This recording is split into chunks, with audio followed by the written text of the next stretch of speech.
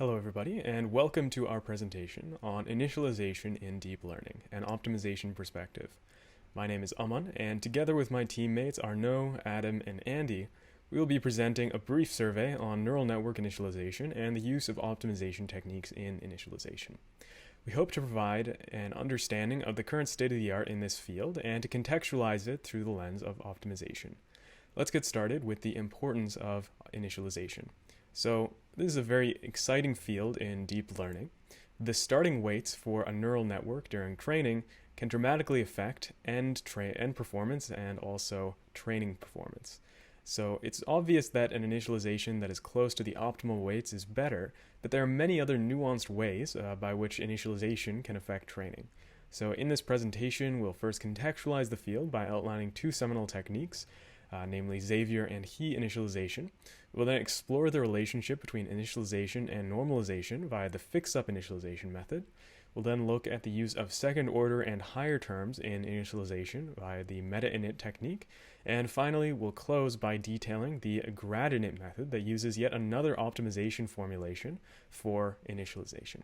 So let's get started with Xavier initialization and He initialization. Xavier and He initialization are two seminal techniques in neural network initialization. Both of these works apply the same line of reasoning to determine good initialization schemes for various activation functions. Xavier initialization is concerned with sigmoid and hyperbolic tangent functions, whereas He initialization is concerned with ReLU activations. Both techniques seek to mitigate the vanishing and exploding gradient problems, depending on whether the weights are too large or too small in a network. The gradient signals being backpropagated through the network can either explode or vanish, leading to poor quality weight updates. This saturation phenomena to zero, or the activation limit, also occurs during the forward pass. To solve this, Xavier and He initialization seek to maintain the same variance in activations from one layer to the next. Their derivation results in a formula for the variance for each layer's weight based on the number of units in the previous layer and the number of units in the subsequent layer. Through this result, variance in activations and backpropagation signals are preserved from layer to layer, mitigating exploding and vanishing gradients. This figure shows the histograms for each layer's activation and backpropagated signals before and after applying Xavier initialization. The top left and right show the histograms for activations and backpropagation signals respectively without Xavier initialization in each layer. The bottom panels show the associated histograms with Xavier initialization. Clearly, the interlayer variance is far less for both signals when Xavier initialization is used.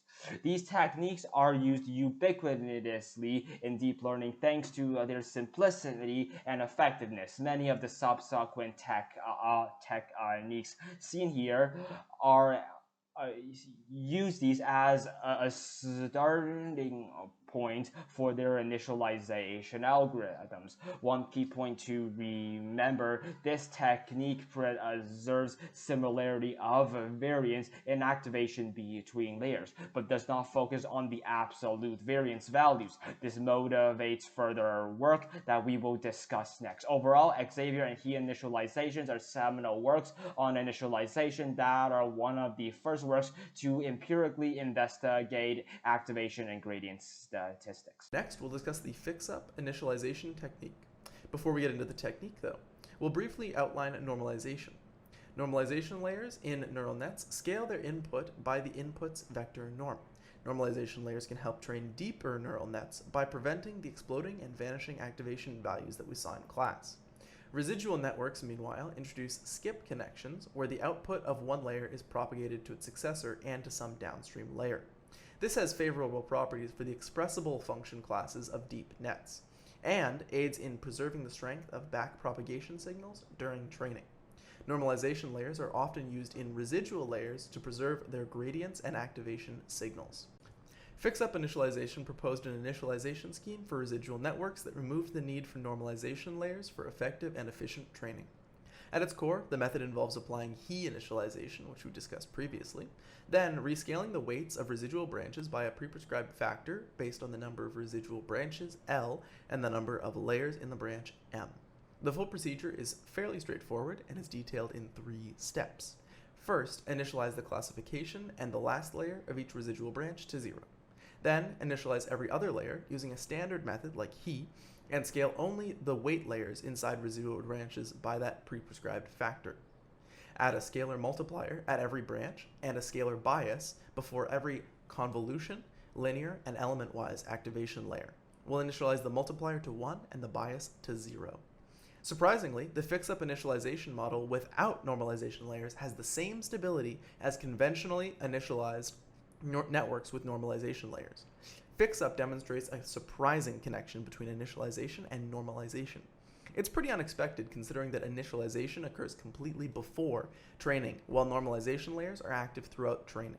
And this opens a lot of good doors to using initialization that's high quality as a method to eliminate potentially computationally expensive operations from the model.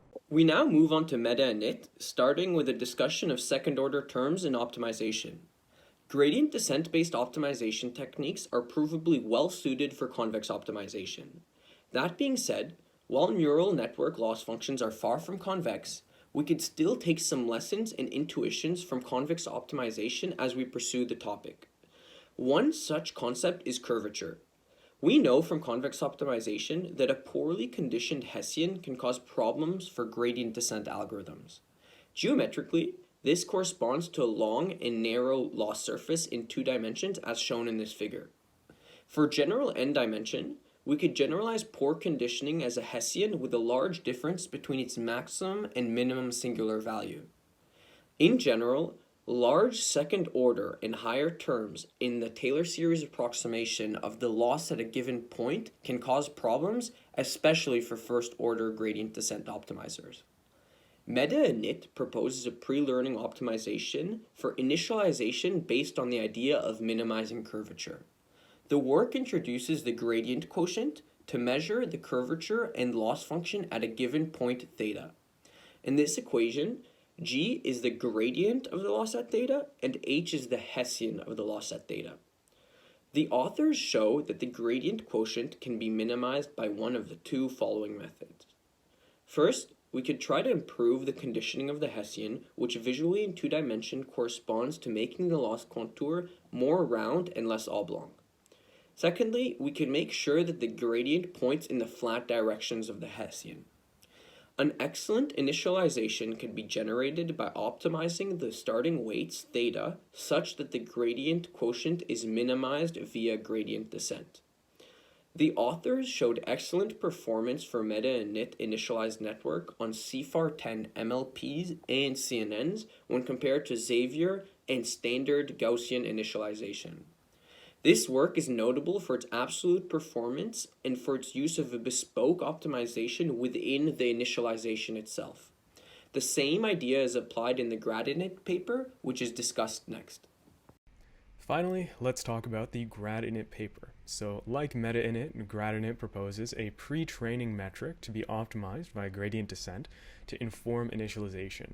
In GradInit, the heuristic is that a single optimizer step upon initialization should result in the smallest possible loss. The optimization variables for this heuristic are a set of scalar multipliers, 1 scalar per network layer, and the network is initially initiated with all weights drawn from the same zero mean distribution with a scalar multiplier for each layer learned through the aforementioned optimization of this heuristic. Notably, the loss gradient magnitude is constrained to be some gamma greater than 0 to prevent gradient explosions indicated in this optimization formulation equation.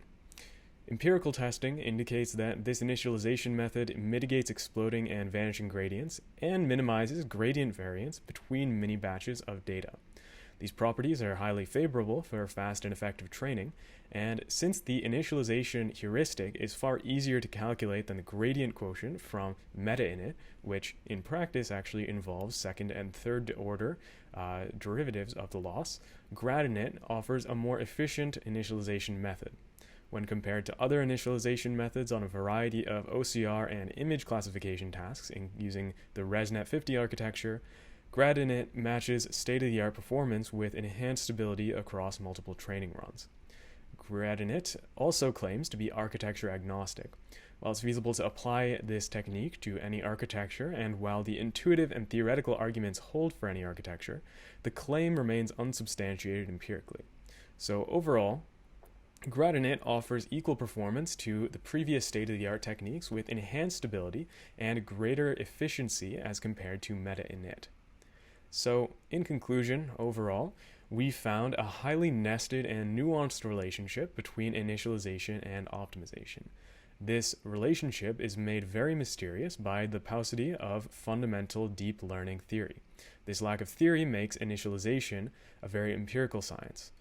The similar performance between grad-init and meta-init, despite their completely different heuristics, is fascinating. Furthermore, the vastly different perspectives from the work surveyed, ranging from variance preservation in backpropagation signals to normalization removal to loss curvature to first-step effectiveness, all seem to promote effective training. This implies some fascinating connections between seemingly disparate aspects of deep learning. The importance of optimization for initialization, and in turn initialization for optimization, is undeniable.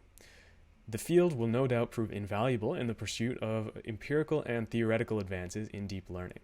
Some of the next steps that came to mind during our survey include testing the generalizability of some of the aforementioned methods, such as grad-init and meta-init, that, while they can be applied to any architecture, have not been shown to cause convergence or good training for a wide variety of architecture. We hope you enjoyed our presentation, and we look forward to any questions you might have. Thanks very much.